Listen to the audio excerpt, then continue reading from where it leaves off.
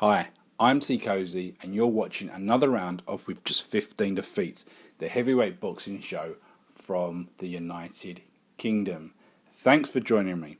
In this video, I'm going to be discussing Robert Helenius' next fight, as well as a general update on what's happening in the heavyweight division in the next couple of months. Okay, so we're just gonna go through the schedule and have a few comments as and when is applicable. So looking at the box trek calendar for heavyweights, there's obviously loads of fights that are scheduled all around the world, but let's just pick out a few that might be of interest. First one, heavyweight British prospect David Allen versus Richard Towers. That could be an interesting one. I know a few people think David Allen could be a guy that gets to the top. Who knows? He's fighting Richard Towers, who, he's never going to make it. Sorry, Richard. You're a massive bloke. You're a bit of a beast. But I think technically you're lacking skills wise. It's all a bit crude, but definitely power there, and it could actually be an interesting one. So moving ahead, there's a Wembley Arena card in the UK, and it's a McKenzie one, so Hugie Fury's going to be fighting. At the moment, from what I'm looking at, it's TBA. Young Fury, another Fury, he's on the show as well. There's no opponent, so that's going to be televised here in the UK on Free TV, Channel 5. So that might be worth watching, depending on who they fight, to be perfectly honest. But anyway, moving ahead, what have we got? Right, then we're moving on to the Robert Helenius matchup. This is what's being described for the WBC Silver Heavyweight title. It's against Johann Duhaupas. Probably not pronouncing that right. I tried to check that pronunciation out, but I don't think I've got it right. Duhaupas instead of No Hopus. But anyway, this will be quite a fun fight. It'll be quite a fun fight. I think most heavyweight fans know of Helenius. He's been building an undefeated record, like a number of guys, particularly in Europe, have been doing without fighting the big guys. So he hasn't really fought that many guys, but he has a few interesting names on his record. He's got Lamont Brewster, obviously a washed-up one. He fought Gregory Toney when he was undefeated. He fought a washed-up Samuel Peter. And then there's obviously the controversial victory over Derek Chisora, where the judges were terrible and gave it in his favour. That should be a loss for him. That's my opinion. But anyway, he got the nod, and he continues to be undefeated. Since then, he hasn't fought a great deal of fights. The Derek Chisora fight was in 2011, and he's literally fought 5 times since. He's fought Sherman Williams, yeah, exactly, Michael Sprott, and then another couple of Muppets, but because he hasn't really built up any brownie points, to be perfectly honest. But this Johann Duhaupas is definitely the best opponent he's fought since Derek Chisora. Although we could say the same about Duhaupas, his record isn't brilliant.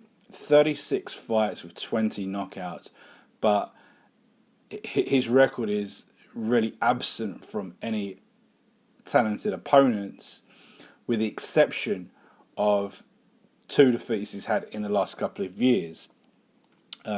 He looks like a sort of guy that he's French, and he's built up a record out in France, fighting just not really many talented guys, just probably people on the scene for quite a period of time. I mean, really for 10 years of his career. He really did not fight anyone of any note, and it's literally the last 2 years where I think he's probably got a bit of confidence, and he started to fight guys that were undefeated or with slightly better records. And it was until last year he ran into Erkan and he lost on a decision. He beat Manuel Char, but I think Manuel Char is damaged goods from Klitschko and all that fiasco with David Haye. I think Manuel Char's pretty much done in terms of being a real legitimate prospect. And then he ran into Deontay Wilder, who just bullied him for the 11 rounds. It was that was a one-sided beatdown. It was definitively a beatdown. But in terms of this match, you could get an interesting clash of styles because Helenius is he's huge. He's a huge chap. He's a huge chap. He's a huge chap, and he's very upright as well, which makes him even bigger. Whereas Duhaupas he's still a big guy. He's a big guy, but he holds himself more lower. His head goes forward, come forward fighter, and he likes to swing punches from a variety of angles. So it's going to be interesting to see how the fight develops. I think that Duhaupas will be a game opponent. I don't have the odds in front of me for this fight, but I would have thought that Helenius will be the favourite. And he will be expected to win. He's probably going to be expected to stop the opponent. But I think Duhaupas will be a game opponent. He will come forward. He will be in Helenius's face, and he will be relatively active. So it all depends on how Helenius can deal with that sort of pressure. But I would expect that Duhaupas will run out of steam, and we'll see a similar sort of thing to what happened with the Wilder fight, where kind of it just ended up being a bit of a beatdown, and Duhaupas just kept coming and kept taking it. So I'll put my money on Helenius to win that. So let's just go back to the schedule. So that's out in Helsinki, no surprise. Helenius, I don't think he's going to risk himself unless it's for a world title, and I wouldn't have thought there's any way that they could get a world title fight out in Helsinki. So he'll have to travel if he wants to make the step up. So moving forward in April, we've got a Polish card out in Krakow. And it's Adamek who had been fighting out in the state for some time. He had a reasonable run when he jumped up the divisions from like heavyweight. He's a multiple world champion at different weights. Hasn't quite made it as heavyweight, but to be honest, I think he's just that little bit too small. He's quite pumped up. He's just not. He's not heavyweight, but he's a decent guy. He's beat some decent guys, and he's beat some guys who are much bigger than him. So you can't discount him. But he's had a few defeats in his last few. He's become less active in the last couple of years. But his last few fights he's fought in Poland. This one is against Eric Molina. I would have thought he will probably win this. Whether that will lead to anything, probably not. Probably not. Now, the other fight on this card is Andre Wawrzyk. Now, I pronounced that wrong as well. I know I can't remember how to pronounce it. I should remember it, but I've forgotten. Now, here's another guy who's 31-1, and he's only lost to Povetkin, which is, there's nothing terrible in that. Povetkin is a legitimate top level guy at the moment. So fair enough, but he again, he hasn't got a lot of other credible opponents. So he's got a puffed out record with one decent opponent, which he was defeated against. Now he's fighting a guy 17-2, and I would have thought these are they're just building fights to hopefully build towards something better. Because as I say, they're fighting out in Poland on Polish pay-per-view. So I wouldn't have thought it was a massive money spinner, but you never know. Keep him busy is the name of the game. So is there anything else that's interesting on the schedule? Let's just quickly have a look till we get up to the big fights. Let's move into the middle end of April. So then we move into the Charles Martin Anthony Joshua. I've got a whole video on that. If you want to check that out, please do, and let me know what you think. Next one coming along after that.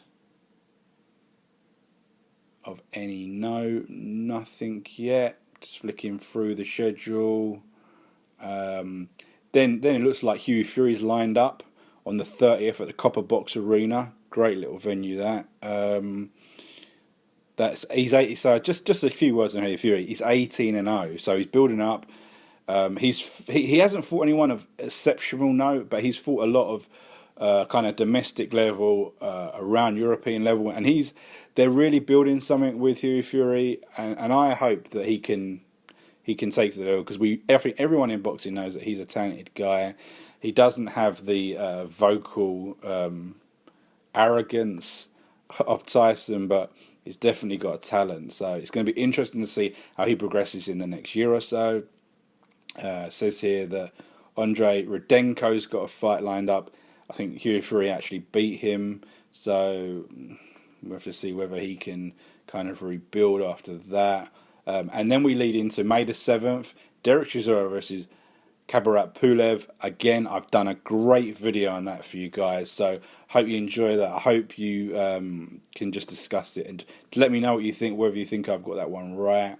And then we're kind of getting into the middle of the year, so they're kind of like basically the fights in the heavyweight division that are lined up, in addition to the fact that we know that David Haye will be fighting in the back end of May as well. So there's a few interesting fights that are leading up between now and May.